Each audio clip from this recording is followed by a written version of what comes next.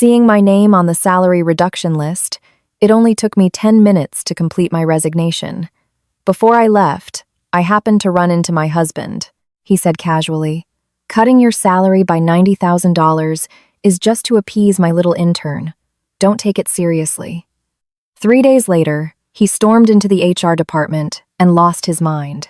I stared at the personnel transfer list posted on the bulletin board on the 18th floor. My heart pounded so hard my ears were ringing. The bold print was like a cold knife slashing through 5 years of my youth. Ava Miller, Marketing Department, transferred to Administration, proposed salary, $45,000. I stood frozen for a few seconds, a jolt running down my spine, leaving a hollow void in my head. Then I let out a laugh, a very quiet one, as if this was something that should have happened long ago. 10 minutes later, I had completed my resignation. Not because I was efficient, but because I had been preparing for this for a long time. My computer was wiped clean. Not a single personal file remained. My desk drawers were empty. On my desk, only a green pothos plant and an old ceramic mug were left. I placed my resignation letter on the HR director's desk. My voice was as calm as if I were asking for directions. "Could you please sign this for me?" She looked up, pushing her glasses up, and paused. "Ava, are you sure? This was Michael's idea. Michael Vance, my husband, the CEO of this company, and the man who, for the past 3 years, had told me to keep our marriage a secret because he was climbing the ladder and it wasn't convenient." I looked directly into the HR director's eyes. "I don't need to reconsider. Please sign it." She sighed, picked up her pen, and signed with a swift stroke. The stamp came down with a sharp thud, like closing a coffin lid on something called dedication. As I carried the cardboard box with my plant and mug past the rows of desks, many pitying eyes followed me. Someone discreetly tugged my arm, wanting to say something, but then stopped. I just nodded at each person, my face maintaining a strange calm. The elevator dinged, and the doors opened. The entire hallway fell silent, as if someone had hit a mute button. He was standing there, Michael Vance, a tailored suit clinging to his frame, the scent of expensive cologne, and the slick confidence that radiated from his every step. Beside him was a young woman, pale skin, red lips, her eyes sparkling as if she had never known a day of hardship. The new intern. Her name was Chloe. She glanced at the box in my hands, a flash of triumph in her eyes, which she immediately replaced with a look of pity, lightly tugging on Michael's sleeve like a cat that knew how to be coy. Michael looked at me, his voice even, not high, not low, but loud enough for others to hear and understand. It was a command. "What stunt are you pulling now?" I didn't answer. He stepped closer, deliberately lowering his voice, just for me to hear, as if bestowing a great favor. "That $90,000 cut? I only said that to appease Chloe. She's new. I have to give her some motivation. Don't be so dramatic." He paused, his gaze like someone patting a child on the head. "In a few days, I'll put you back in your old position. Don't make a scene." I looked at that familiar face, still handsome, still sharp, as immaculate as a statue in the company lobby. But for the first time, I could clearly see the layer of coldness and cruelty within it. So, in his eyes, I was something that could be sacrificed to please an intern. Sacrificed, then coaxed back with a few empty words. For 5 years, I had worked like a machine. For 3 years, I had lived in a secret marriage. In the end, I was just a tool. I looked up and smiled faintly. "Yes, I understand. Thank you, Mr. Vance." That thank you made his eyes falter. He seemed to expect me to scream, to cry, to beg, but I just held my box, walked past him, and didn't look back. The sun outside was blinding. I squinted, feeling as if a rope that had been tightening around my chest for so long had finally snapped. "Michael Vance, the game is on." I sat in a small coffee shop in Greenwich Village, New York. Across from me was Jessica, my best friend from college. She tapped my forehead with her knuckle as if trying to knock some sense into me. "Are you insane? 3 years of marriage, 7 years of dedication, and you walk out with a box like you're a temp who just got fired." I took a sip of black coffee, the bitter taste spreading, just enough to cover the acrid feeling in my throat. What was I supposed to do? Stand in the lobby crying and begging him? Jessica's face flushed with anger. Where's the house? The car? The savings? He's worth hundreds of millions now. If you get nothing, where's the justice in that? I looked out at the street. The flow of traffic was like the flow of life. Everyone in a hurry, everyone busy. No one cared about a woman who had just been kicked out of her company and her own life. I spoke slowly. I have something set aside. Jessica froze. I pulled a bank card from my purse and pushed it across the table. There's about $25,000 in here. It's what I've saved over the years, plus a little my parents gave me a while back. Help me find a small apartment, somewhere safe. I'll be fine on my own. Jessica looked at the card like it was a miracle. Wow, you kept that quiet. I gave a weak smile. It wasn't hiding, it was an escape plan. I never thought I'd have to use it, but now I'm glad I did. Jessica's tone softened. So, what's your next move? Don't tell me you're going to let that bastard and his little tramp get away with this. I put my cup down, tapping my finger on the table. No rush.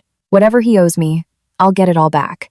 With interest. 2 days later, Jessica found a studio apartment for me in Brooklyn. It was small, but it had sun, a breeze, and most importantly, no trace of him. On moving day, I returned to the condo where I had lived as a wife for 3 years, but had to act like a subordinate outside. My belongings were pathetically few. Some clothes, a few books, some personal items. I opened the bottom drawer of the closet. Inside was a small, locked wooden box. In the box was a sapphire ring, an heirloom from my mother, passed down from her grandmother. Mom had said, "When you have a daughter, you give this to her." I gently touched the cool surface of the stone, its coldness bringing a sharp clarity. Just as I was about to put the box in my suitcase, the electronic lock beeped. I froze. The door opened, and Michael Vance walked in. His shirt was slightly wrinkled, his tie loosened, the strong smell of alcohol radiating from him. He saw the suitcase, the packed boxes, and his face darkened. What is this new drama? I didn't answer, just zipped up the suitcase. He lunged forward and grabbed my wrist, his grip so tight it felt like the bones would break. "I'm talking to you." I looked up, my voice cold. "Let go. You're hurting me," he scoffed, his eyes filled with the irritation of someone used to giving orders. "I already told you, that whole thing was a misunderstanding. How long are you going to drag this out?" I looked at him, enunciating each word clearly. "First, we are no longer husband and wife. I had my lawyer email you the divorce papers this morning. Second, I'm not dragging anything out. I'm just informing you that as of today, I'm moving out. Third, let go of my arm." His eyes darkened like a stormy sky. He threw me onto the bed, his large frame pressing down on me, trying to block any escape. "Divorce?" he hissed through his teeth. "Who gave you the nerve? Without me, what do you think you have? You think you've grown wings and can just fly away?" I turned my face away. The mix of alcohol and cologne made me sick. "What do I care about? You think I care about your money? I care about the 7 years I threw in the trash for someone like you." He laughed, a dry, hollow sound. "Feelings, the most useless thing in the world. I gave you a home. I gave you a name. What more do you want?" His phone rang at that exact moment, the piercing sound a mockery of the situation. He glanced at the screen, and his expression instantly softened. "Chloe?" He put it on speaker, his voice so gentle it made me realize how foolish I had been. "What's wrong?" The voice on the other end whimpered. "Michael, I'm scared. I'm all alone. Can you come back right away?" "Of course. I'll be right there. Be good." That "be good" was like a slap in the face. I had been sick with fever, stayed up all night working on his projects, and thought I was the only one he was ever gentle with. Turns out his gentleness was a freebie, available to anyone who asked. He hung up, straightened his shirt, reverting to the perfect CEO, and looked at me like an unruly pet. "I'm warning you, Ava. Don't cause any more trouble. I'm not signing those divorce papers. And don't even think you can walk out of this apartment." With that, he turned and left, slamming the door so hard the whole apartment shook. I sat up, my hands trembling but my eyes dry. I was done crying.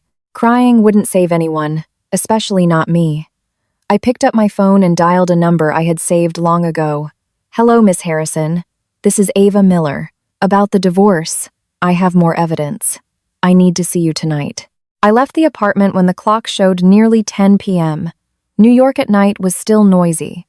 The yellow streetlights stretched across the damp pavement like a stage that never closed. My mind was no longer in the chaos it had been in earlier, just a cold, frightening clarity. The more I was pushed into a corner, the clearer I saw the path I had to take. The law firm was in a small alley in Midtown, with a modest sign and just enough light, not ostentatious. Miss Harrison was waiting. She was a few years older than me, her hair tied back neatly, her face sharp, but her eyes were very calm. The kind of calm that comes from seeing all of humanity's ugliest sides. She poured me a glass of warm water. You said you have more evidence. I nodded, taking a black USB drive from my purse and placing it on the table. This contains the original files of all the project plans I developed over the last 7 years. They have edit histories, internal emails, and even recordings of meetings where he was the presenter, but the content was what I had prepared. Miss Harrison picked up the USB, her eyes flashing with assessment. It's very good that you kept this, but as you know, he's not an easy opponent. His personal and company assets could be in the hundreds of millions. You, she paused for a moment, looking straight at me, legally speaking, are currently left with almost nothing. I smiled faintly. I know. That's why I need you. Miss Harrison leaned back in her chair, crossing her arms. Divorcing someone like him will be exhausting. He can drag it out, apply financial pressure, even use dirty tactics. Can you handle it? I looked out the glass window, a gust of wind making the blinds sway gently. If I couldn't handle it, I wouldn't have walked out with that box today. She nodded, her voice becoming serious.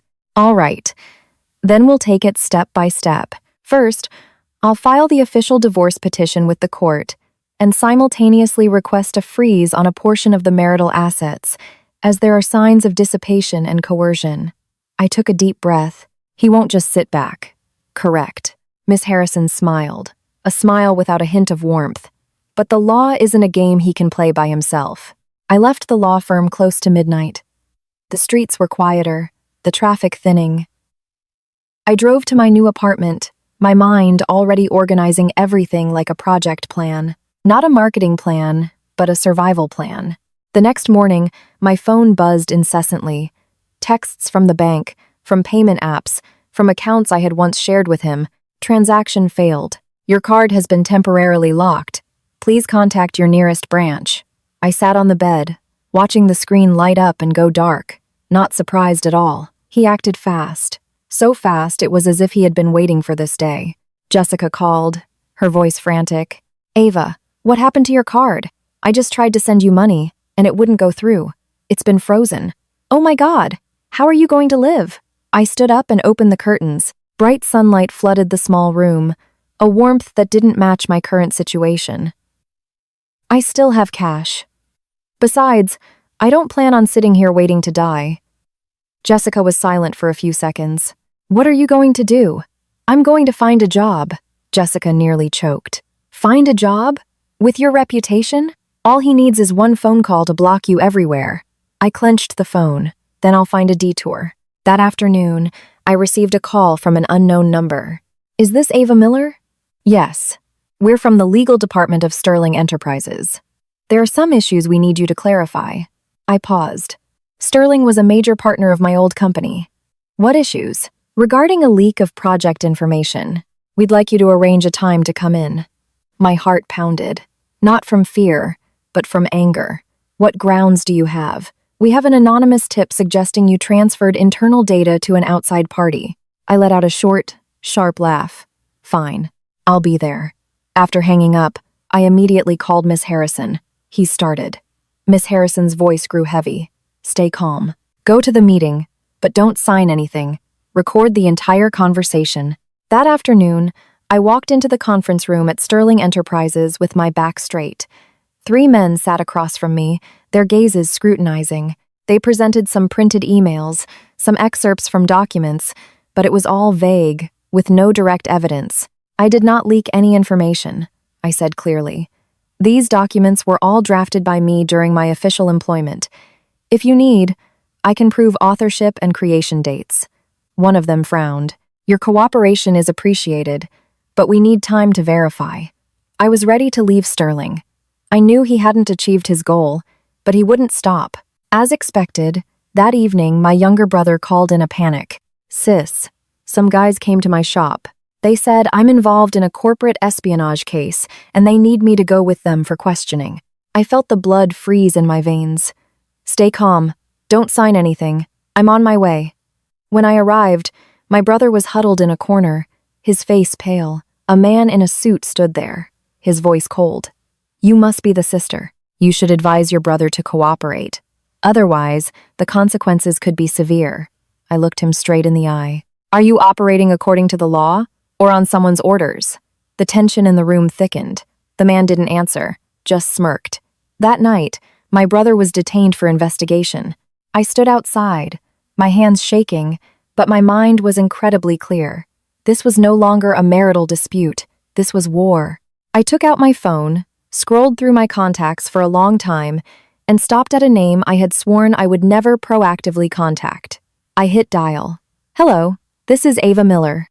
The other end was silent for a few seconds. Then a deep male voice replied, I figured you weren't calling this late to chat. I swallowed hard. I need a meeting. I have something you'll be interested in. Are you sure? I'm sure. He chuckled softly. All right. Tomorrow morning, 9 a.m., the Riverside Hotel, Tea Lounge on the 10th floor. The call ended. I looked up at the night sky, dark clouds covering everything, no stars in sight. Michael Vance, you picked the wrong opponent. I didn't sleep that night. Not because I was scared, but because my mind was constantly running through every possible scenario, like frames in a never-ending film.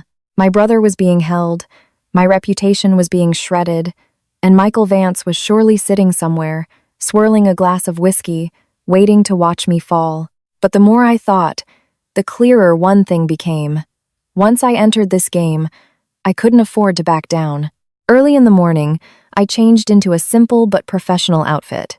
No short skirts, no bright colors, a white blouse, dark trousers, hair tied back neatly. I needed to look like someone coming to do business, not a damsel in distress seeking rescue. When the car pulled up to the Riverside Hotel, the clock read exactly 8:50 a.m. I was 10 minutes early. Enough time to breathe, enough time to remind myself that I couldn't misspeak a single word today. The tea lounge on the 10th floor was quiet, its large glass windows looking out onto the river. The man I was meeting was already there. He looked to be in his 40s, with a sharp face and deep, calm eyes. The kind of man who was used to observing from a position of power, not rushing to act. I thought you'd be late, he said with a slight smile when he saw me. I don't like to keep people waiting. I pulled out a chair and sat opposite him, getting straight to the point. My name is Ava Miller. I was formerly the Director of Strategic Planning at Vance Corporation. He nodded. I know who you are. You're the one behind the 2 projects that allowed him to beat me on the Southern contract last year. I clasped my hands under the table. And you also know that my name wasn't on that victory. His eyes lit up, as if he had just found what he was looking for. What do you want? I placed the USB drive on the table and pushed it towards him. This contains all the original plans, financial models, bidding strategies, and evidence that he took credit for the authorship. Not just for those 2 projects, but for 7 years of work. He didn't rush to take it, just looked at me. What's my guarantee this isn't a trap? I looked up, meeting his gaze. My brother is being detained because of a fabricated accusation. If I'm tricking you, I have no way out. He gave a very faint smile, then took the USB and put it in his jacket pocket. What do you need me to do? I need your help with 2 things, I said slowly, each word clear. First, intervene to get my brother released, or at least out on bail. Second, when the time is right, you need to publicly confirm that these documents are authentic. He leaned back in his chair, looking out at the river.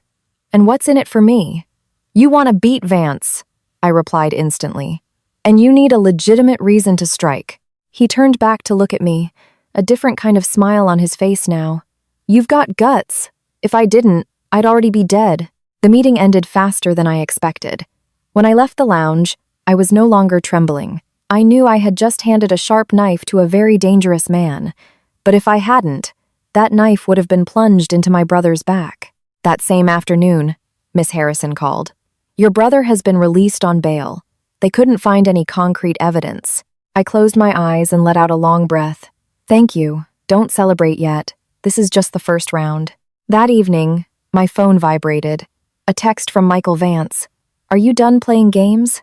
I stared at the words and didn't reply. Less than a minute later, another message arrived. If you keep this up, I will make sure you can never get back on your feet. I put the phone down on the table, feeling like I was watching a dying man who refused to accept his fate. The next morning, social media erupted. An anonymous article was being shared at lightning speed. The content revolved around a female executive who was once the other woman, used her relationship to climb the corporate ladder, and was now kicked out of the company for betrayal. The article didn't name me, but the details were enough for anyone who knew me to recognize who it was about. Jessica called, her voice trembling. Ava, have you seen it? They're saying you were a mistress, a corporate spy. I laughed. It's finally here. And you're laughing? I'm waiting for them to fire their last bullet. At noon, Miss Harrison sent me a screenshot. Be careful. He's trying to use public opinion to force you to withdraw the divorce petition. I know. I opened my laptop, scrolling through all my old emails, notes, and drafts.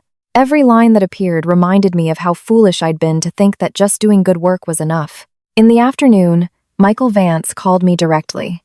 What do you want? His voice was low, no longer holding that tone of a superior giving orders. I want you to sign the divorce papers, I answered flatly, and issue a public apology for slandering me. He scoffed. You think you're in a position to make demands? Do you think you have anything left to lose? There were a few seconds of silence on the line. You're behind this thing with Sterling Enterprises, aren't you? I didn't need to answer. His voice dropped, a mix of anger and caution. Ava, you're playing with fire. I know, but you're the one who lit the match. The call ended in a heavy silence. I knew, from that moment on, things would no longer be under his exclusive control. That night, I sat alone in my small apartment, the window open, a cool breeze blowing in. For the first time in a long time, I felt like I was truly living, not living off someone else's name, not living under someone else's shadow of power. My phone vibrated again. A text from the man I'd met that morning. Get ready. The main act is about to begin. I smiled to myself. Michael Vance, you've been on top for too long. It's time you learned how to fall. The next morning, the moment I opened my eyes, my phone was buzzing nonstop. Not calls, but notifications, texts, emails, tagged posts, links pouring in like a flood. I didn't need to open them to guess what was happening. Michael Vance wasn't the type to accept defeat quietly. He always believed that with enough force, his opponent would automatically kneel. I sat up, opened the curtains. Sunlight streamed into the small room, illuminating the dust motes dancing in the air. Everything was strangely peaceful, a stark contrast to the storm raging outside. I made a cup of coffee, sat down at the table, and only then did I open my phone. A digital news article had just been published, the headline cleverly crafted, not mentioning names but highly suggestive. Senior female executive accused of affairs, idea theft, and disrupting corporate stability. Below were hundreds of comments, some sympathetic, some vitriolic, but most of them gloating. I read slowly, not to torture myself, but to remember. Every word was an invisible knife, and I needed to know where I was being stabbed. Jessica called, her voice hoarse.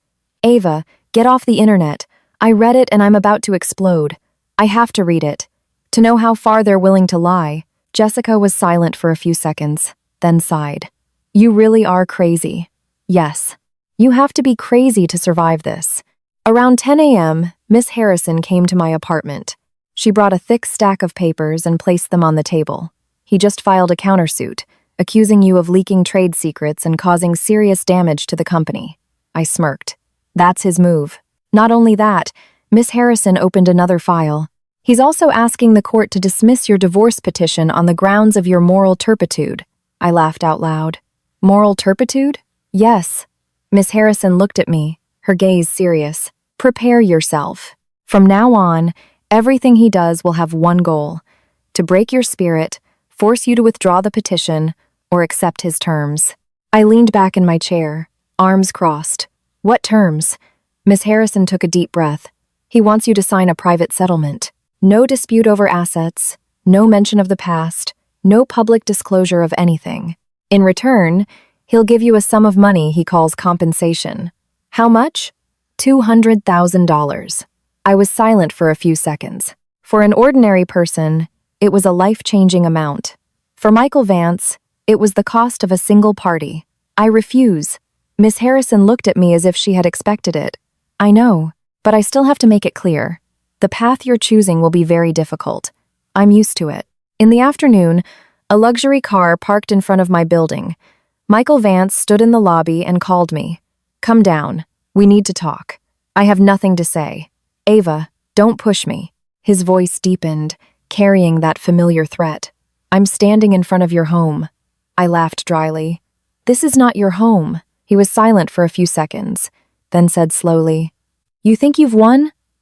I never thought about winning. I just thought about not losing. He hung up. I stood by the window and watched him look up, his gaze as cold as a blade.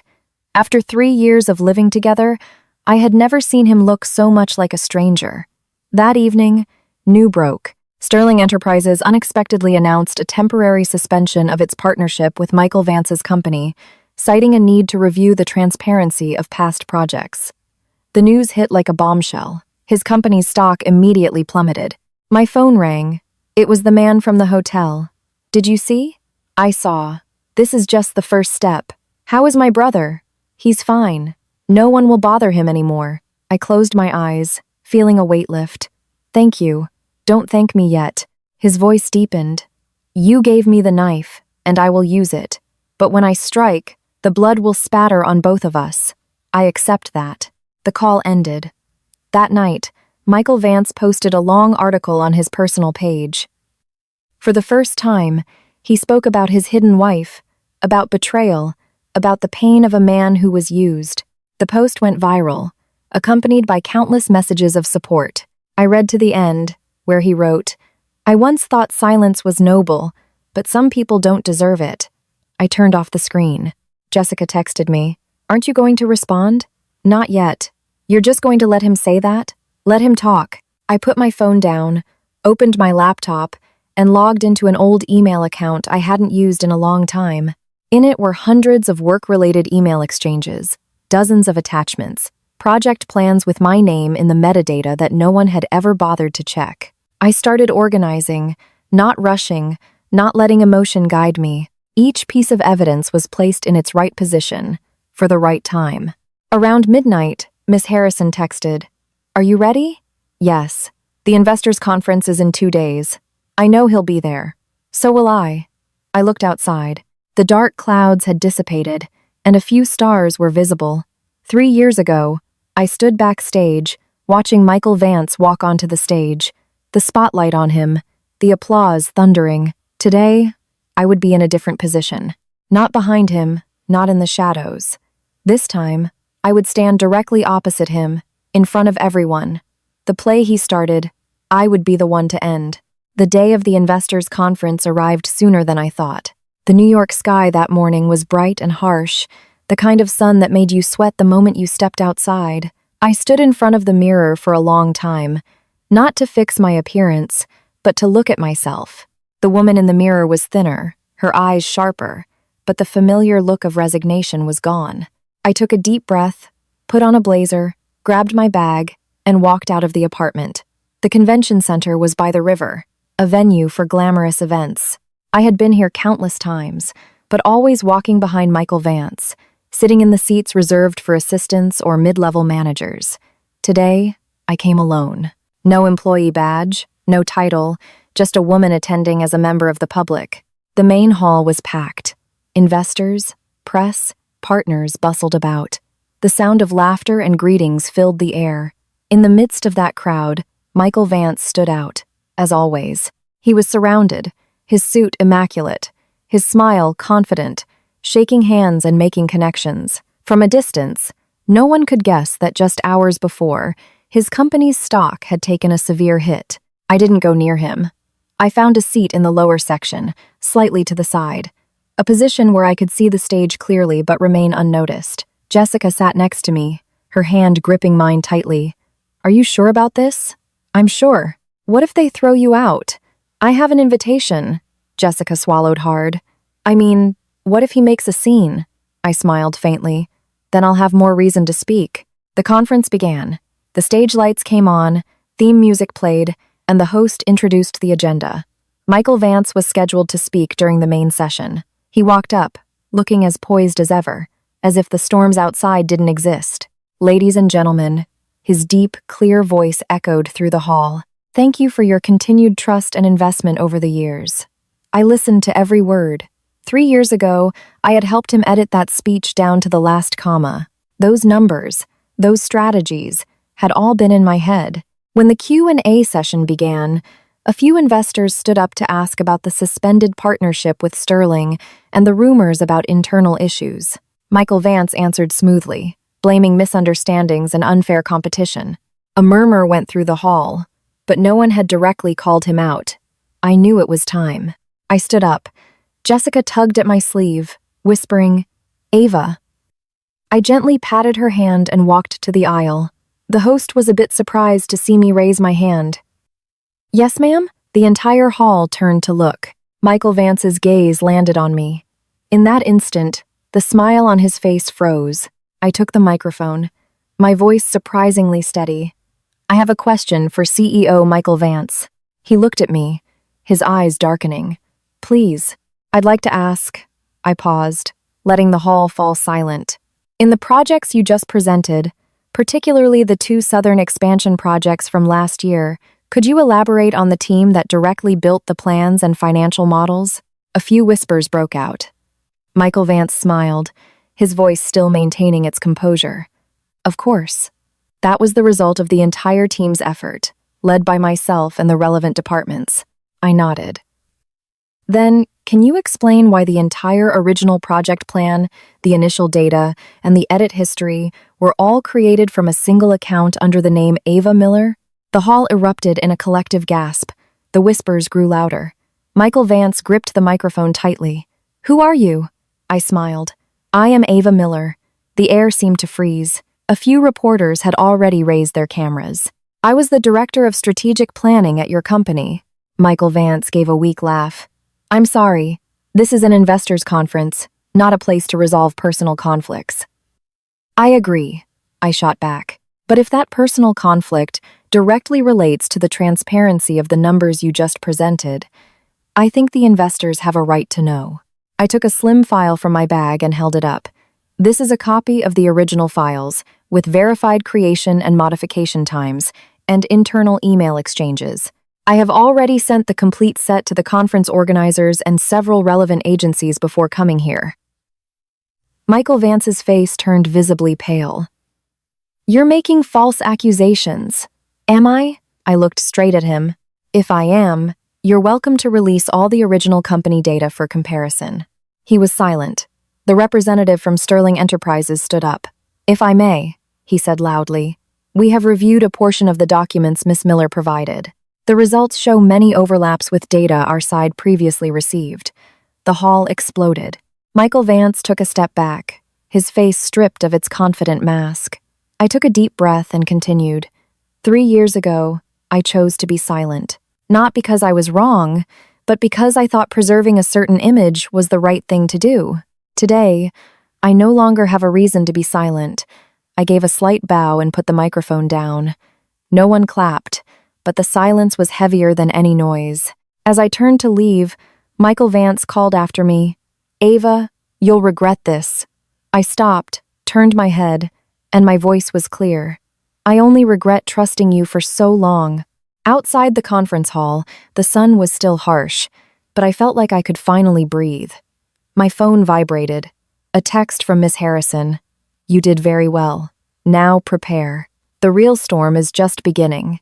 I looked at the text and smiled faintly. The board had been flipped. Now it was time to see who would be left standing at the end. After the conference, I didn't go straight home. Jessica pulled me into a small diner near the center, ordering 2 burgers and fries, but neither of us touched our food. The tension was still palpable, like a string pulled taut to its limit. I knew what had just happened in that hall was only the opening act.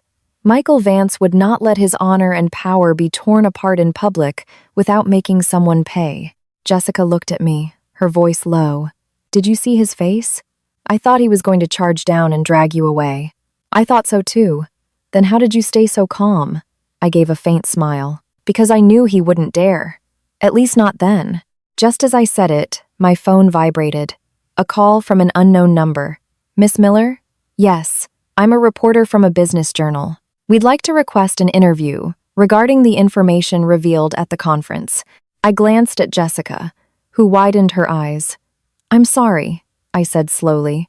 I'm not ready to speak to the press at this time. Can you tell us why?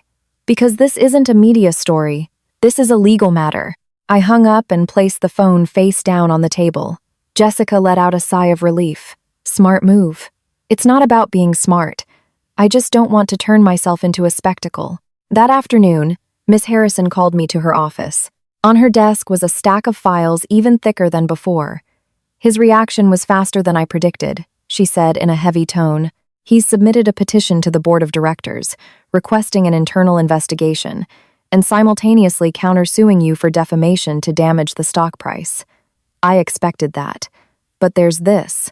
Miss Harrison pushed a folder towards me. He's requesting an emergency temporary measure from the court to freeze your personal bank accounts, claiming there's a risk of you illegally transferring assets. I let out a small laugh. What assets do I have to transfer? Exactly. But his goal isn't the money. It's to pressure you. Miss Harrison looked at me for a long time. Can you withstand this? I was silent for a few seconds. The image of my brother, huddled in that office, flashed in my mind.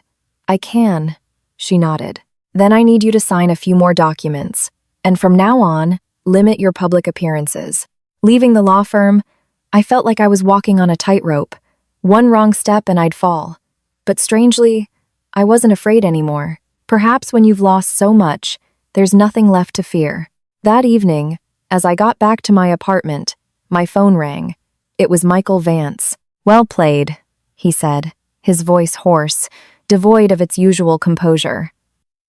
You too, I replied. You think you've won?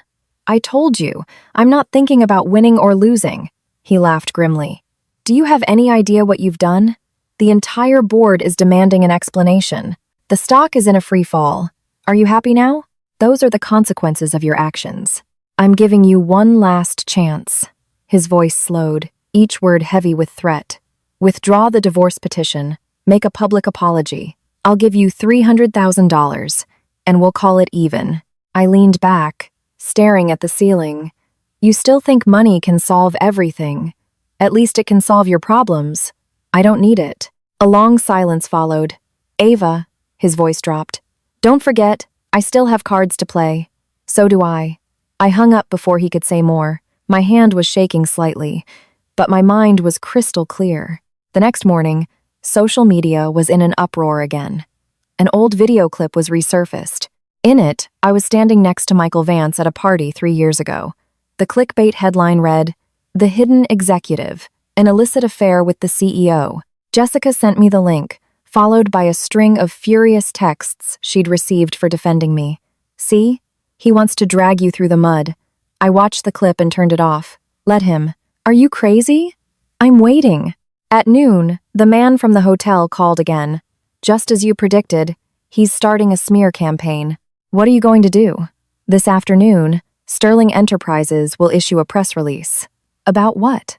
About halting all projects related to his company due to suspected fraudulent activities. I gripped the phone tightly. Thank you. You should get ready. I am. The press release was published at 4 p.m. The news spread like wildfire. The media's tone began to shift. Articles that were ambiguous in the morning turned into questions of fraud and lack of transparency by the afternoon. That evening, Miss Harrison texted. The court denied his request to freeze your accounts. I breathed a sigh of relief, but she texted again. He just filed a new motion, requesting a psychological evaluation, implying you're mentally unstable for making these accusations. I laughed quietly. He really will stop at nothing. Jessica sat across from me, her eyes filled with worry. Are you okay? I'm fine. If it's too much, maybe. I shook my head. No. If I stop now, everything I've done becomes meaningless. That night, I lay in bed for a long time, staring at the dark ceiling. In my mind, Michael Vance was no longer my husband, just an opponent who was used to using any means necessary to win. But he forgot one thing. When pushed to the brink, people stop playing by the powerful's rules. I opened my phone and composed a short email to Miss Harrison. Please prepare a motion to compel discovery of all joint assets and the formation process of all projects during the marriage. A few minutes later, she replied, Are you sure? I looked at the text, my fingers typing slowly but firmly. Yes. I turned off the phone and closed my eyes. Outside, the city lights were still bright. Tomorrow, the battle would enter a new phase. No more words, no more implications. It was time to drag everything into the light. That morning, I woke up very early. No alarm, no nightmares, just a strange sense of clarity, as if my body knew that today there was no room for delay. I washed my face, got dressed, and stood by the window, watching the morning traffic build up on the street below. New York was alive, indifferent to the quiet wars waged by its smallest inhabitants. Miss Harrison's text arrived at 7:15 a.m., 9 a.m. The district court is holding a preliminary hearing. You should be present. I replied immediately. I'll be there. Jessica insisted on coming with me, even though I knew she was scared. Scared of the scrutinizing looks, the whispers, the possibility that just being seen with me could disrupt her own life. But she still came. When the car stopped in front of the courthouse, her hand was ice cold but gripped mine tightly. If you fall apart, I'll fall apart with you. I smiled. I'm not going to fall apart. The courthouse hallway was long, lit by cold white fluorescent lights, smelling of paper and echoing with footsteps. Michael Vance was already there. He sat on a bench on the opposite side, flanked by two lawyers in crisp suits. His eyes met mine, unable to hide his exhaustion, but still trying to maintain that familiar arrogance. Miss Harrison greeted me with a nod, whispering, Today is mostly procedural, but he will try to apply pressure. I know. The hearing began. The judge read through the petitions. Divorce, division of assets, accusations of intellectual property, theft, countersuits of defamation. Every word spoken was as heavy as a stone. When it was Michael Vance's turn to present, one of his lawyers stood up, his voice smooth and sharp. Our client believes that Miss Ava Miller has shown signs of psychological instability recently, leading to actions that have caused severe damage to the reputation and assets of his business. I listened without interrupting. Therefore, we request the court to consider a psychological evaluation and, in the meantime, suspend the plaintiff's petitions. A heavy silence fell over the room.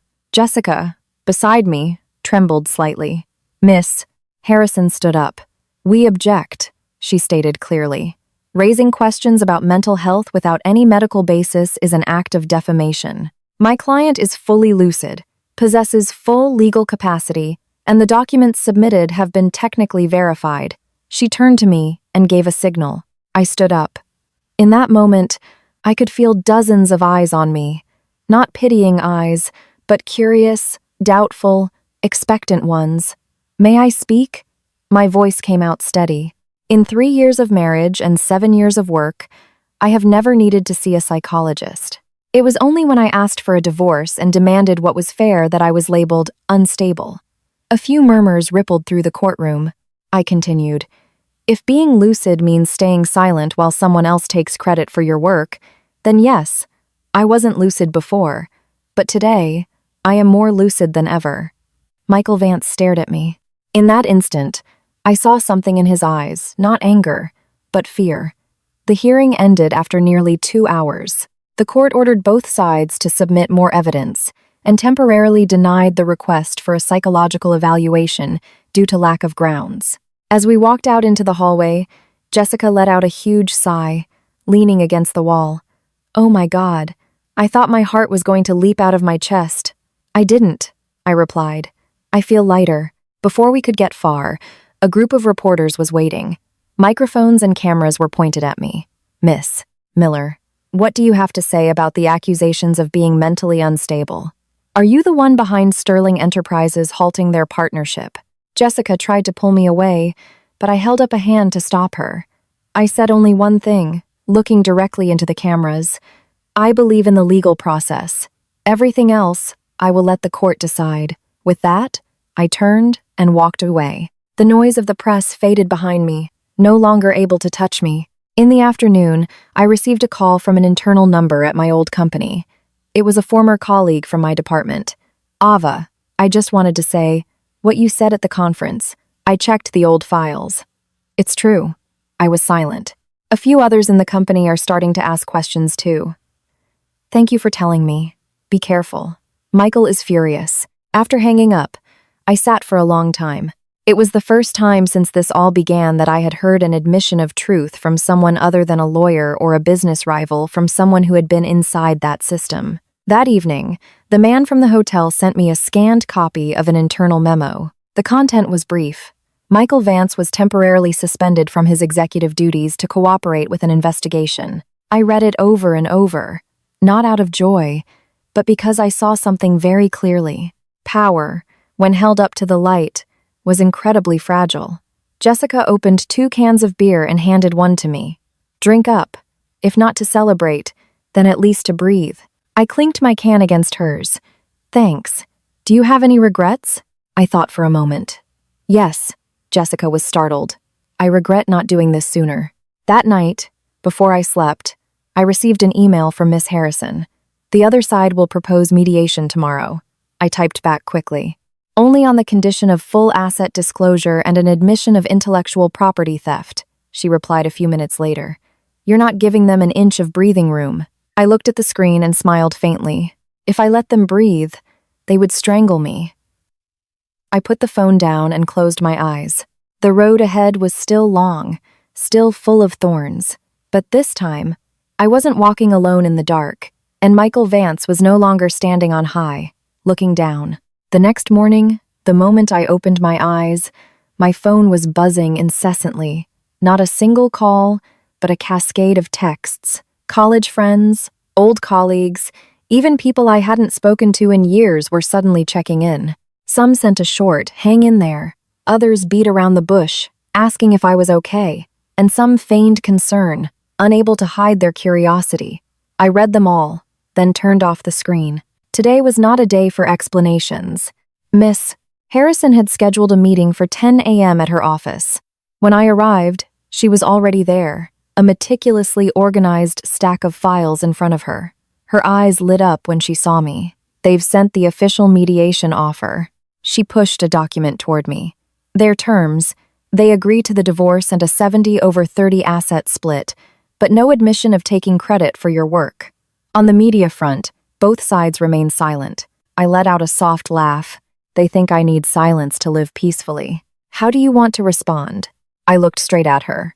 Maintain the original demands, admission of theft, a public apology, and division of assets based on actual contributions. Miss Harrison nodded, unsurprised. I figured as much. Do you think they'll agree? Not easily, but they're in a weak position. At noon, as I was leaving the law firm, my phone rang again. This time, it was my mother. Her voice was fraught with worry. Honey, the neighbors have been asking me so many questions today.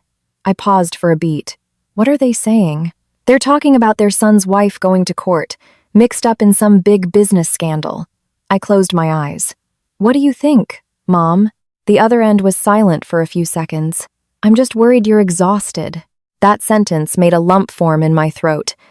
I trust you, Mom, I said softly. I haven't done anything wrong. I know, she replied, her voice trembling. As long as you're safe, that's all that matters. The call ended. I stood on a crowded sidewalk, a tightness in my throat. For so many years, I had gotten used to carrying everything myself. Only now did I realize that some support systems had always been there. I had just forgotten to turn around. That same afternoon, another piece of news spread quickly online. A business journal published an analysis on the leadership instability at Michael Vance's company. My name wasn't mentioned, But phrases like internal conflicts and questions of executive ethics were like knife cuts to the image he had painstakingly built. Jessica sent me the link with a one-line comment. "The media is finally getting it." I didn't reply immediately. My mind flashed back to an image of Michael Vance years ago, before he had anything, when we sat in a cramped little apartment and he promised he would give me a life I deserved. Time is truly cruel. It strips away every promise. That evening, I received another email, not from a lawyer or a journalist, but from a strange personal address. "Ava, I need to see you." No signature was needed. I knew who it was. I stared at the screen for a long time. Part of me wanted to delete it, but another part knew this meeting was inevitable. Finally, I replied, "Tomorrow, 4 p.m., the old coffee shop on Thompson Street." That coffee shop was where he and I used to sit for hours, planning our future. When I arrived, he was already there. No suit, none of the usual polished glamour, just a wrinkled shirt and a gaunt face. "You still chose this place," he said, his voice hoarse. "I didn't choose it for the memories," I said, sitting down. "I chose it because it's convenient for talking." He gave a forced smile. "You've really changed. So have you." A long silence stretched between us. Finally, he spoke. "I never thought things would go this far." "You thought I would stay silent," I replied. "Like all the other times." He looked down, his hands clasped together. I was wrong. It was the first time I had ever heard those 3 words from him, but instead of relief, I felt only emptiness. "I want to settle," he continued. "I'll increase your share of the assets. Just stop." I looked him straight in the eye. "You still don't get it." "Get what? This isn't about money anymore." My voice was strangely calm. "You didn't just take my work from me. You took my right to speak the truth." He was silent, his lips pressed into a tight line. "I can't make a public admission. Then there's nothing more to say." I stood up. "This meeting is over. Ava," he called after me. "If I go down, you don't gain anything." I turned back to look at him one last time. "I gain one thing." "What's that?" "I get to be myself." I walked out of the coffee shop and didn't look back. Outside, the sky was darkening, the streetlights just coming on. I took a deep breath, feeling as if I had just shed a heavy stone from my chest. That night, Miss Harrison texted, "They've refused the condition of admitting fault." I replied, "Then we'll see them in court." She texted back, "Are you ready?" I looked out at the city lights twinkling on my balcony. I've been ready since the moment I decided not to be silent anymore. I put my phone down. The legal road ahead was still long, public opinion was still volatile, and Michael Vance certainly wouldn't give up. But I knew I had overcome my greatest fear, the fear of losing everything. Now, no matter the outcome, I was no longer a woman who bowed her head to injustice. The official court date was set for a morning with light rain. New York had been having sudden showers these days, not heavy, but enough to leave a chill in one's heart. I stood before the courthouse, watching people come and go, each face tense in its own way. Jessica stood beside me, holding an umbrella, her shoulder trembling slightly. "Are you okay?" "I'm fine." I was telling the truth, not because I wasn't worried, but because I had reached a point of no return. Once you've decided you have to walk through that door, all fear becomes meaningless. Inside the courtroom, the air was heavy. Michael Vance sat across from me. His eyes no longer held their usual arrogance, but neither did they show the remorse he had feigned in the coffee shop. Beside him was a full team of lawyers, their files stacked neatly, as if a thick enough pile of paper could crush the truth. The judge began the session. "Miss Harrison presented my claims. Divorce, division of assets based on actual contributions during the marriage, and acknowledgement of his appropriation of my labor in his business ventures." Every word she spoke was clear, concise, and devoid of emotion. When it was Michael Vance's side's turn, a lawyer stood up, his voice even but sharp. "Our client does not deny that Miss Miller participated in the work. However, to claim that the entire projects were her sole creation is a subjective exaggeration." I listened without reacting. "Furthermore," the lawyer continued, "we believe Miss Miller exploited her marital relationship to access internal information, then used media pressure for personal gain." Jessica squeezed my hand. Miss Harrison stood up to rebut. "We would like to present our evidence." She brought up copies of emails, project files, and edit histories. On a large screen, a clear timeline appeared. My name appeared as the original author, again and again, across multiple projects. A murmur went through the courtroom. The judge looked towards Michael Vance. "Do you have any comment on these documents?" He was silent for a few seconds, then stood up. "Those documents were created while she was an employee of my company." His voice was hoarse. "The company has ownership rights." I stood up.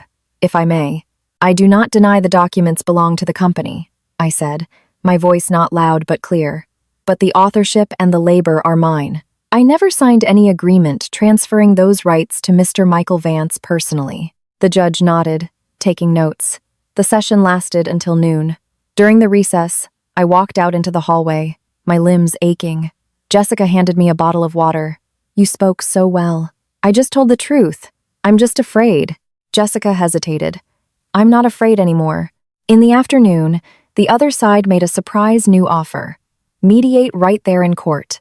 They proposed increasing my share of the assets, but held firm on the condition of not admitting fault. "Miss." Harrison turned to look at me. "The decision is yours." I looked at Michael Vance. His eyes met mine, a flicker of exhaustion, a tiny hint of pleading, which was quickly masked. "I refuse." A stir went through the courtroom. "I don't need more money," I continued. "I need the truth to be on the record." The session ended for the day without a verdict. The judge announced he would continue to review the evidence and make a decision in a subsequent hearing. When I walked out of the courthouse, the rain had stopped, but the sky was still overcast. On social media, news about the hearing began to surface. Some articles were neutral, some leaned towards my side, and some still tried to smear me. I didn't read them. I knew public opinion would shift by the hour, but the final verdict didn't lie there. That evening, my brother called. "Sis," his voice was hesitant, "you're going through so much." I smiled. "I'm doing it for myself, but also for you. If I had backed down because of you—" "No." I cut him off. "I did it for me. You were just the reason I couldn't retreat." The call ended. I sat by the window for a long time. The headlights of passing cars cast long streaks on the wall. I remembered my first days at the company, the excitement I felt when my plans were approved. I even remembered the pride of standing backstage, watching Michael Vance shine. Those memories didn't hurt anymore. They just reminded me that every achievement has a price, and that price should not be paid with someone else's silence. Near midnight, Miss Harrison sent a text. "The judge has ordered the other side to provide more original data within 7 days." I read it and smiled to myself. That was what Michael Vance feared most. 7 days to revisit the entire past. 7 days for the truth to be churned up again. I knew he would struggle until then, but the more he struggled, the more mud would fly. I turned off the phone and lay down. For the first time in many days, I slept deeply. No dreams, no nightmares, just the sleep of someone who had dared to face herself. The battle wasn't over, but the scales had begun to tip. The 7-day waiting period felt like a month. Every morning I woke up, I had to remind myself not to be anxious. When the truth has started to surface, the one who panics is the one with more to hide. I took walks around my neighborhood, had coffee at my usual spot, read books trying to maintain a normal rhythm, but inside, my heart was counting down. On the 3rd day, Miss Harrison called. The other side requested an extension. Their reason is that the data is scattered and needs more time to compile. I chuckled softly. "What did you say?" I refused. The court refused as well. That afternoon, a text from an unknown number arrived. "Ava, I need to talk." I stared at the screen for a few seconds, then replied, "If it's a private matter, please go through my lawyer." 3 minutes later, another message. "I have nothing left to lose." I put the phone down. When a person says they have nothing left to lose, that's when they are most dangerous. That evening, Jessica came over, carrying a bag of takeout. She tried to act cheerful, but her eyes couldn't hide her worry. "Do you have a bad feeling?" "I do." "Is it good or bad?" "That depends on the choice he makes." Jessica sat down on the sofa. "You know, a lot of people are starting to change their tune. They're saying you're brave or reckless. The line is thin. But at least I'm not alone anymore. I looked at her and nodded slightly. On the 5th day, the newspapers reported that Michael Vance's company was undergoing a temporary restructuring. A vice president had been appointed as interim head. The market reacted cautiously. The stock inched up a little, then fell again. The articles that had once defended him now turned neutral, even questioning. That afternoon, Miss Harrison sent me a file. The other side submitted the data. And there are gaps. My heart tightened. Gaps? The most critical original files are missing. I closed my eyes and exhaled. So they chose to delete or forge them. That evening, as I was getting ready for bed, the doorbell rang. It wasn't Jessica. I wasn't expecting anyone.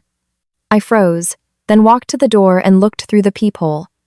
Michael Vance was standing there. No bodyguards, no assistant, just him. A dark shirt, messy hair, his face more gaunt than ever. I opened the door but didn't invite him in. "You shouldn't be here. Give me 5 minutes." His voice was low, almost pleading. "I told you. Work through our lawyers. I didn't come to threaten you." He looked past me into the small apartment, a flicker of unfamiliarity in his eyes. I came to tell the truth. I was silent for a few seconds, then stepped aside. 5 minutes. He sat down, his hands clasped together. "I never thought you would go this far. You underestimated me." "No," he shook his head. "I was just used to having everything under my control, and when I didn't, I chose to destroy it." He looked up, his eyes bloodshot. "I deleted some of the data." I looked straight at him. "Do you know what that means?" "I know." His voice was hoarse. "But if I didn't, I would have been ruined."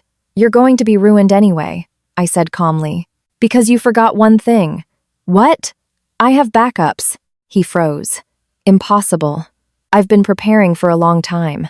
Silence stretched between us, the ticking of the wall clock the only sound. "I'm begging you." Those 3 words landed like a heavy weight.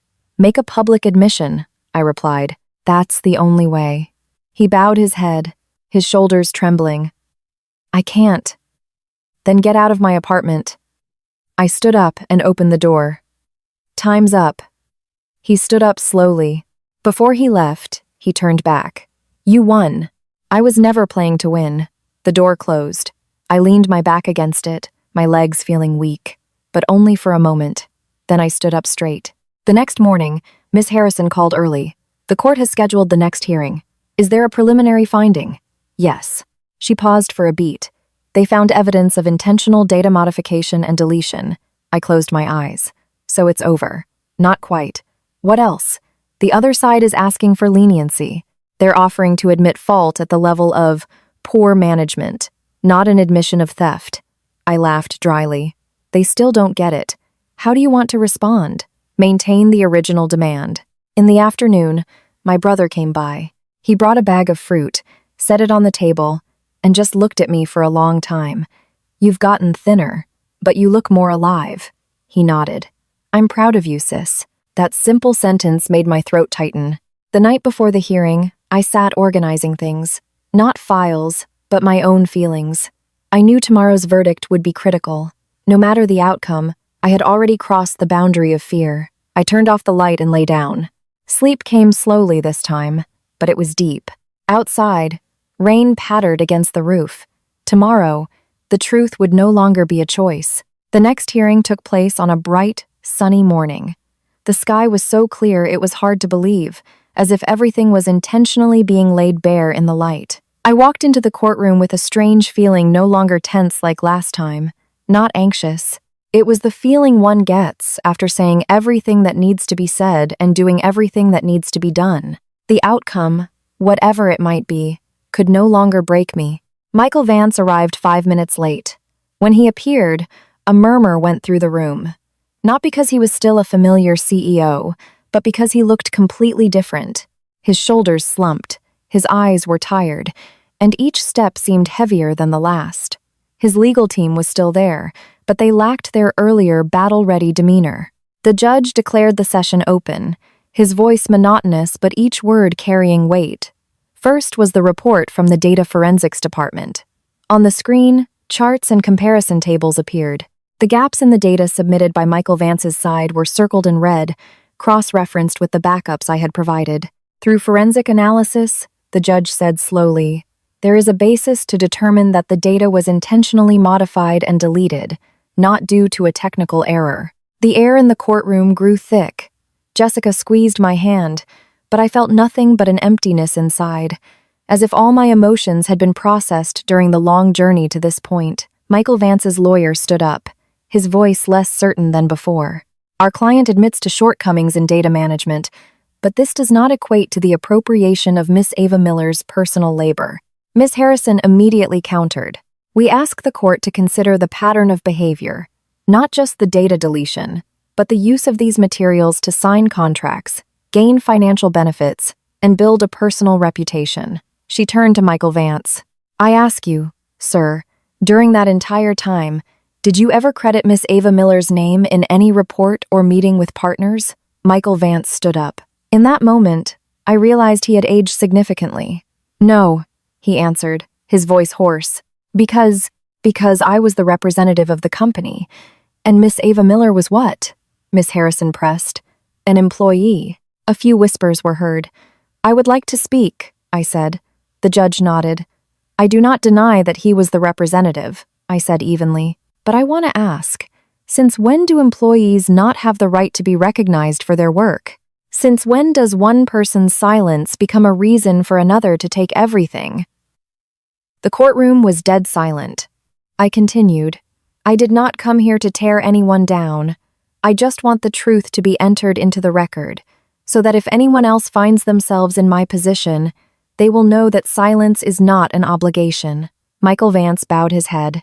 This time, he didn't look at me. After nearly 3 hours of arguments, the judge declared a recess for deliberation. As everyone stood up, I walked into the hallway, leaned against the railing, and took a deep breath. Sunlight streamed through the windows, casting patterns on the cold tile floor. Jessica whispered, How do you feel? Light, no matter the result. Yes. About 40 minutes later, everyone was called back into the courtroom. The judge read the preliminary ruling. The court accepts the divorce petition of Miss Ava Miller.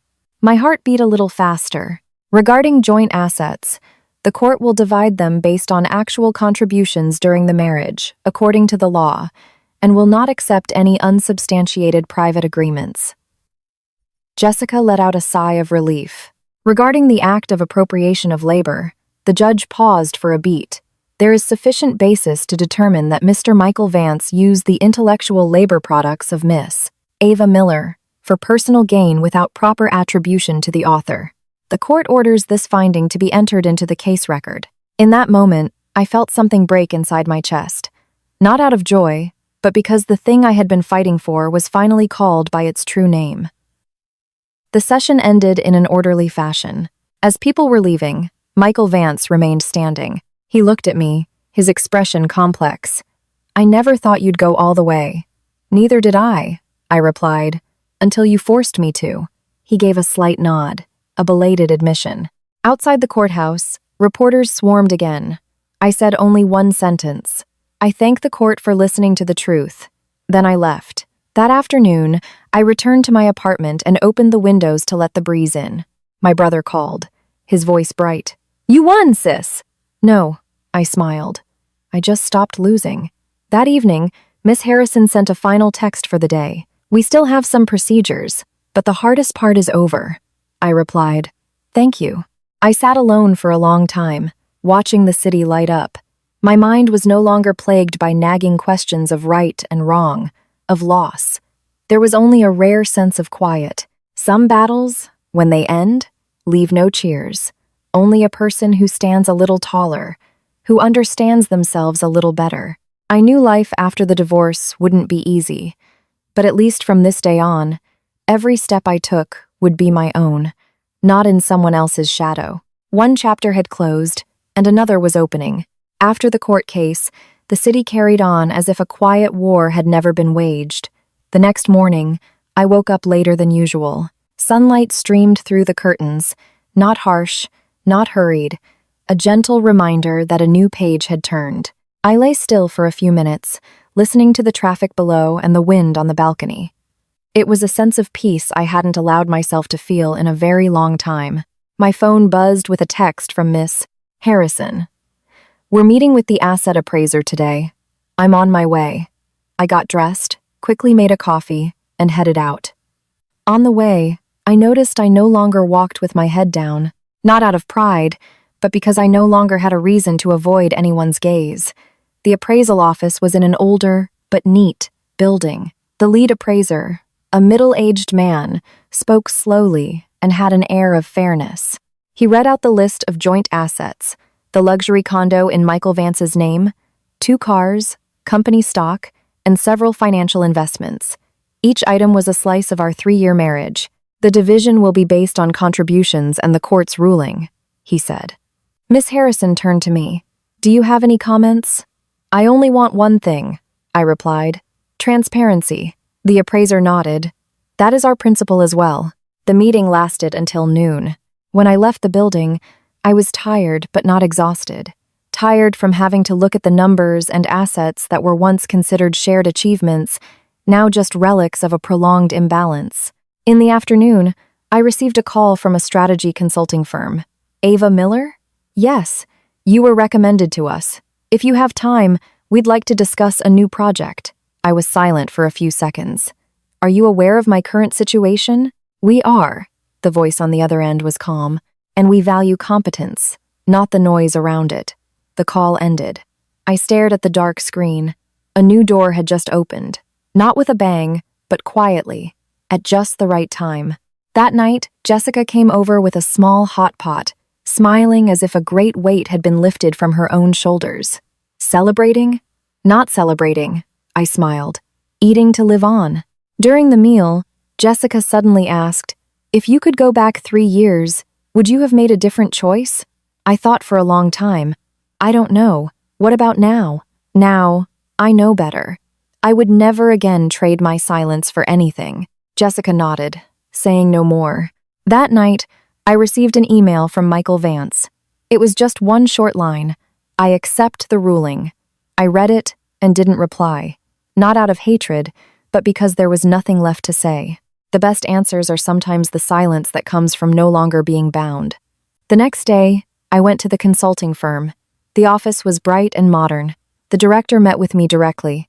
He didn't ask about my tumultuous past, only about how I would build a strategy from scratch. I spoke with full concentration, no defensiveness, no hiding. The meeting ended with a handshake. "We'd like to offer you a 3-month trial contract." I accepted. Leaving the office, I stood on the steps and took a deep breath. It was the first time in a very long time I had been judged as an individual, not attached to the title of someone's wife, not standing in someone's shadow. In the evening, my brother dropped by with a small plant.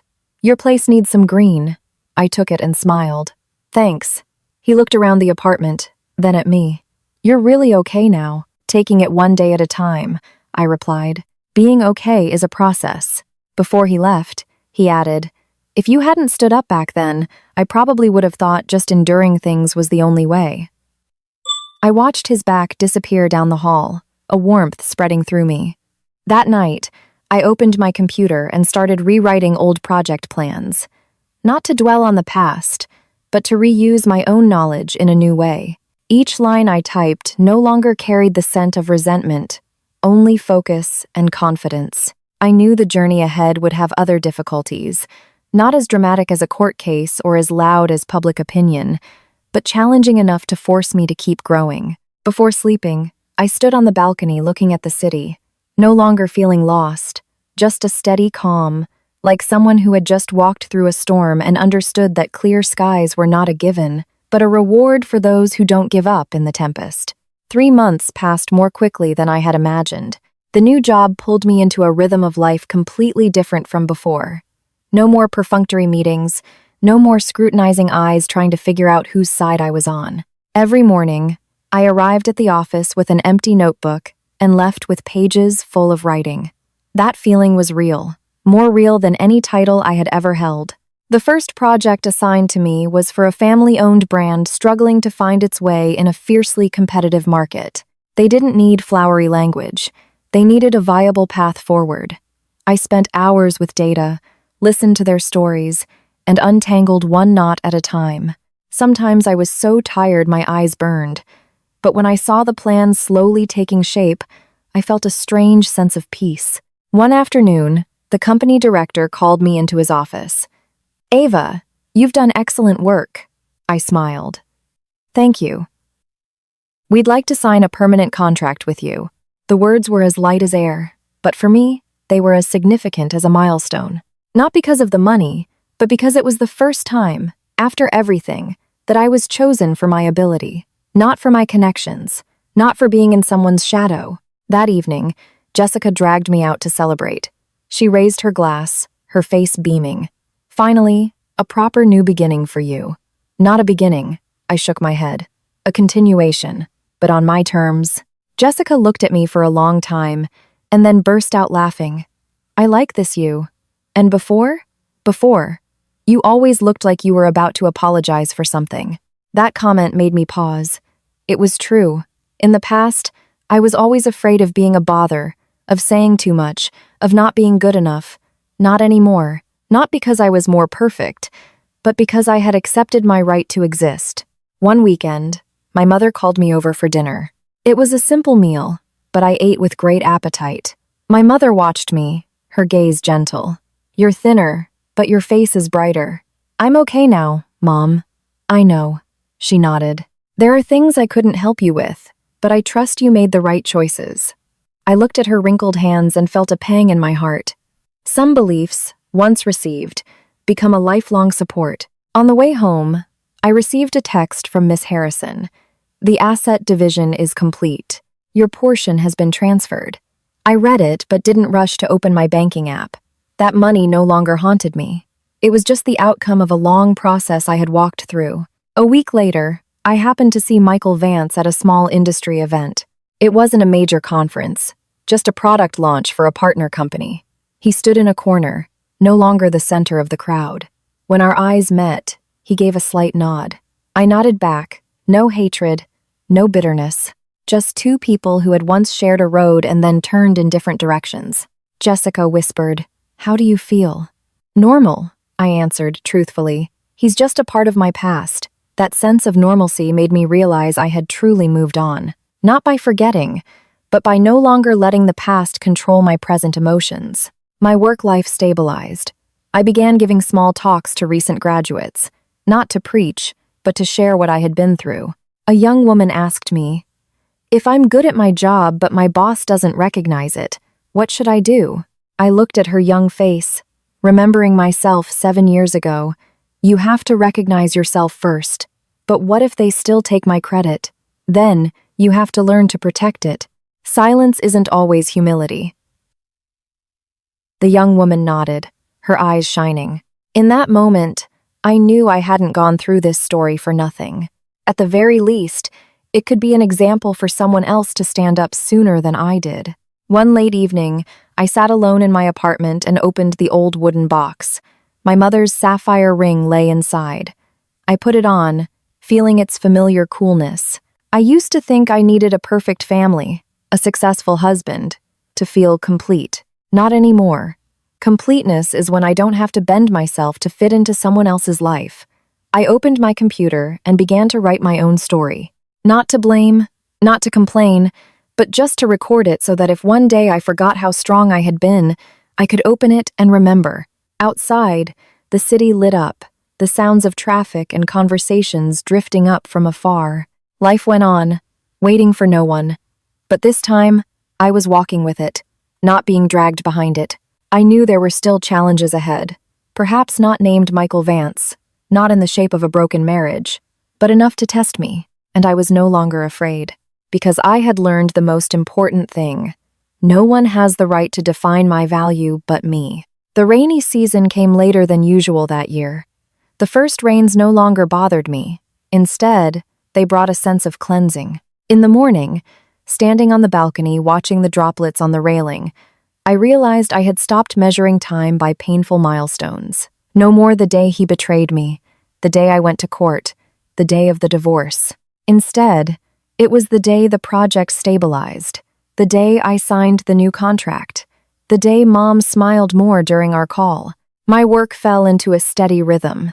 The second project assigned to me was much harder, involving a complete strategic restructuring of a business on the brink of bankruptcy.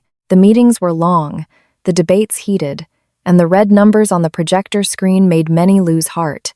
But not me. Not because I enjoyed difficulty, but because I understood the feeling of being backed into a corner. When you understand that, you don't give up on people easily. One evening, when the team was working close to 11 p.m., a young colleague looked at me and asked quietly, "Aren't you tired?" "Of course, I'm tired," I smiled. "But being tired from a choice you made is different from being tired because you were forced."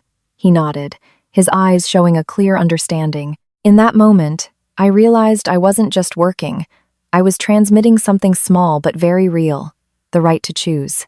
At the end of the month, the company held an informal get-together. The director raised his glass. "Thanks to everyone, and especially to Ava, who pulled that project back from the brink." The room applauded, not a thundering ovation, but a warm one. I bowed my head, no longer feeling the awkwardness I used to. I knew I deserved it. That night, I got home late. On the table was an envelope with my mother's familiar handwriting. Inside were a few lines. "My daughter, I'm not good with words. I just want you to remember that whether you choose to live alone or find a new family, I will always be proud." I read it over and over, tears falling. But they were not tears of pain. They were the tears of someone finally allowing herself to be vulnerable. Another day, my brother called, his voice excited. "Sis, my shop is doing great. I'm thinking of opening a small branch. Are you prepared? I learned from you." He laughed. Not reckless, but not afraid. I laughed with him.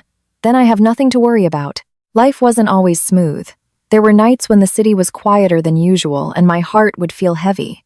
Not because I missed Michael Vance, but because I missed an old version of myself, the version who believed that if you just loved enough, endured enough, everything would turn out fine. Looking back now, I don't blame her. She did the best she could with what she knew at the time. One evening, Jessica and I went to see a movie about a middle-aged woman restarting her career after a divorce. When the main character stood in front of a mirror and told herself, "I still have value," Jessica gently touched my arm. "She's a lot like you." "Different," I replied. "She has a script. I don't." Jessica laughed. "But you're writing your own." That line stayed with me all night. When I got home, I opened my laptop and looked at my scattered notes. The idea of writing my story came back, clearer than ever. Not to expose anyone, not to prove anything, just to put a period on one chapter and start the next in my own words. In the following days, I started writing each evening. Not consistently, not forced. Some days, just a few lines. Other days, pages. I wrote about the times silence saved me, and the times it destroyed me. I wrote about an awakening that came late but was not meaningless. One rainy afternoon, I received an email from a nonprofit organization inviting me to speak to young women about labor rights and recognition for their work. I read it again and again, hesitating. When Jessica heard, she slammed her hand on the table. "Of course, you're going. Why wouldn't you? I'm afraid I won't speak well enough." "You don't need to be eloquent," she looked at me. "You just need to be real." I finally accepted. The talk was held in a small space. No stage lights, no cameras, just listening faces. When I spoke about choosing silence, someone cried. When I talked about the moment I stood up, someone nodded vigorously. A young woman stood up and asked, "If you had to choose again, would you still have gotten a divorce?" I thought for a few seconds. I didn't choose divorce. The room fell silent. I chose freedom. The talk ended quietly. No one clapped for too long. But as I was leaving, many people took my hand and said, "Thank you." I knew my story had traveled further than I thought. That night, I stood on my balcony for a long time. The city glowed below. The rain had stopped. I suddenly understood that happiness doesn't come from proving you were right and others were wrong. Happiness comes from no longer living in fear of being judged, abandoned, or losing everything. I closed my notebook and put down my pen. The hardest part was over. The rest was just living. Living more slowly, more clearly, and more honestly with myself. Another chapter was about to close, and the final one was waiting to be written. It was a very ordinary morning. I woke up before the alarm. Sunlight filtered through the curtains, gentle and unhurried, spreading across the floor like a soft greeting. I lay still for a few seconds, listening to my own breathing. The tightness in my chest was gone. The invisible anxiety that used to press down on my heart had vanished. It was just a morning, and I was alive. I made coffee, opened the balcony door. The city below was already in motion. People going to work, vendors setting up, someone pulling over to answer their phone. Everyone had their own story, perhaps very small, perhaps very painful, but everyone was moving forward. I realized I was no longer an outsider to life. I was in the middle of it, just like everyone else. No more, no less. My job was stable now.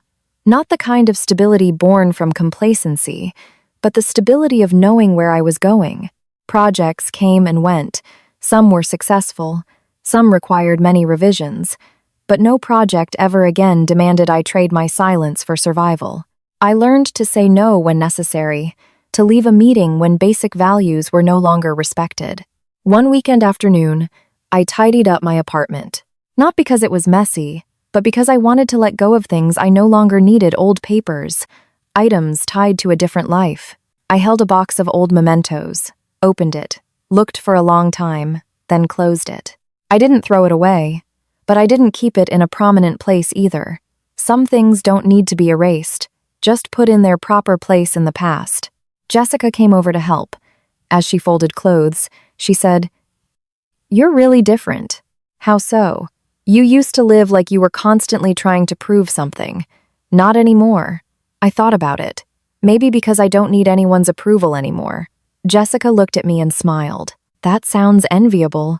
That evening, I got a text from a young woman who had attended my talk. "I quit my old job. I'm scared, but I don't want to be silent anymore." I read it and replied slowly, "You don't have to be strong right away. Just be honest with yourself." That message made me sit still for a long time. I suddenly understood that my story didn't end at the courthouse, nor did it end with a new contract. It continued to live in the small choices of others, like a ripple spreading quietly. A month later, I took my mother for a routine checkup. Waiting outside the doctor's office, she took my hand. "Are you tired?" "Not at all, Mom. I just regret." She paused. "Regret what?" "I regret that you had to be so strong." I squeezed her hand and smiled. "I'm not strong, Mom. I just stopped running." She nodded, her gaze softening. On the way home, I watched the long line of cars. Each car had its own destination. It might be fast, it might be slow, but it was moving. I no longer compared myself to anyone.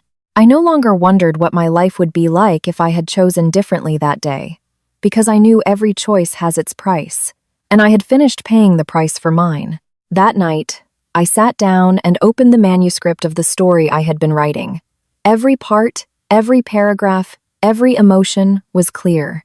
I reread it from beginning to end, not editing much, just adding a few periods, a few pauses.